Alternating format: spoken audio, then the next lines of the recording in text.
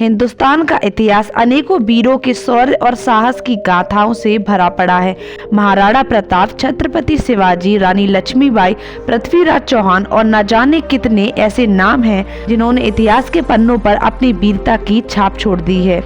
इन सब के बारे में देश का बच्चा बच्चा जानता है, लेकिन आज एक ऐसे दो वीर योद्धाओं की अद्भुत कहानी आपको बताने जा रहे हैं जिनकी वीरता का कोई प्रमाण इतिहास के पन्नों में नहीं रहा, लेकिन इतिहास के पन्नों में उन्हें वो स्थान हासिल ना हो सका जो दूसरों को हुआ। बात कर रहे हैं बुंदेलखंड की मिट्टी में पैदा हुए दो भाइयों आला और ऊदल की। आला ऊदल यूपी के बुंदेलखंड क्षेत्र के महान योद्धा थे। आला और ऊदल चंदेल राजा परमदी देव या परमल के प्रसिद्ध सेनापति थे। ऊदल का पूरा नाम उदय सिंह था और वह आला के छोटे भाई थे। आला और ऊदल का पालन पोषण राजा परमल ने स्वयं उनके पिता के रूप में किया था। आला और ऊदल बनाफर राजपूत वंश के थे। आला की माता का नाम देवकी था। आला और ऊदल की बहादुरी की कहानियां भारत में लोक गाथाओं का हिस्सा है। विशेष रूप से मध्य भारत में उत्तर प्रदेश, मध्य प्रदेश, बिहार आदि शामिल है। आला आलाखंड के नायक में से एक है। आलाखंड बहुत प्रसिद्ध है और बुंदेलखंड में इसका पाठ किया जाता है। आलाखंड के अनुसार आला और ऊदल महान योद्धा थे। आला और ऊदल की वीरता की गाथा इतनी मशहूर है कि जब कोई किसी को बहादुरी से लड़ते हुए देखता है तो कहते हैं कि हम आला और ऊदल की तरह लड़ रहे हैं। आला ऊदल की वीरता की कहानियां भारत के बुंदेलखंड क्षेत्र में बहुत लोकप्रिय हैं। ऐसी ये कथा के अनुसार आला अपराजय था क्योंकि उसे देवी शारदा ने अमर कर दिया था। लोगों का कहना है कि उन्होंने अपना सिर तलवार से काटकर देवी माँ को उपहार में दे दिया था। देवी ने उनकी वीरता और भक्ति से प्रसन्न होकर उन्हें अमर कर दिया था। आला के दो मामा मलखान और सुलखान थे। वे अपनी जबरदस्त ताकत के लिए भी जाने जाते थे। एक अन्य कथा के अनुसार आला की तलवार जो महोबा के शासक परमल और उनके चाचा द्वारा उन्हें दी गई थी, बताया जाता है कि वह स्वर्ग से थी और कोई भी हथियार उस तलवार के प्रकोप से मेल नहीं खा सकता था।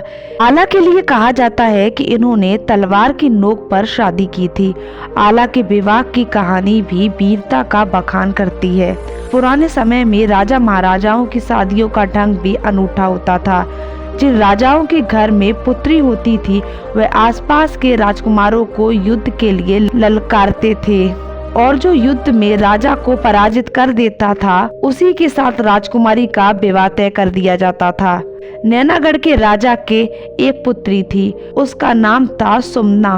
वह बहुत ही सुंदर थी, साथ ही वह आला की वीरता से परिचित थी और आला भी उससे ही विवाह करना चाहते थे, लेकिन नैनागढ़ के राजा यह नहीं चाहते थे। जब यह बात आला को पता चली तो उन्होंने नैनागढ़ पर आक्रमण कर दिया।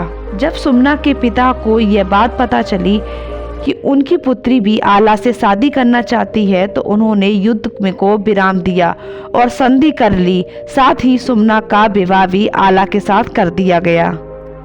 आला और ऊदल दोनों का अंतिम युद्ध दिल्ली के शासक रहे पृथ्वीराज चौहान के साथ हुआ था। इसी युद्ध के लिए आला ऊदल को कन्नौज से बुलाया गया था।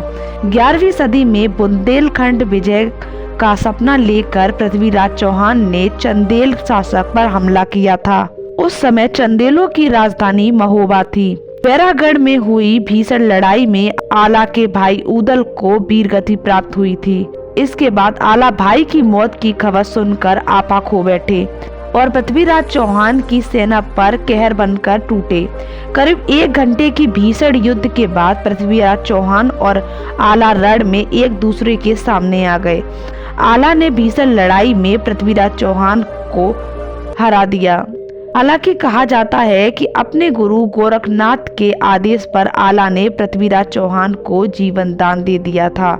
इसके बाद आला ने संन्यास ले लिया और मां शारदा की भक्ति में लीन हो गए। इस युद्ध को दोनों ने चंद्रावती की रक्षा के लिए लड़ा था, जो राजा परमल की बेटी थी। पृथ्वीराज चौहान चंद्रावती को अपनी बहू बनाना चाहते थे। बहन की रक्षा के लिए कन्नौज से 2 भाई लौट आए थे और बहन का डोला एक दिन के लिए रुक गया था। इस वजह से यहाँ राखी एक दिन बाद मनाई जाती है।